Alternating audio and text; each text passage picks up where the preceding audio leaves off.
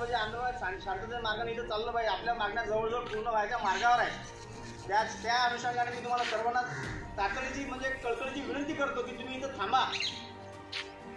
जर आपल्या पदरात जर आपल्या घामाचे दाम जर टाकायचे असेल तर इथं थांबणे आज गरजेचं आहे। हा योग पुन्हा नाही। दिवस झाले, तिसरा दिवस उपोषणाला, याच्यात सगळे वयोवृद्ध शेतकरी मायबाप बसले आपल्या उपोषणाला बसलेले आहे।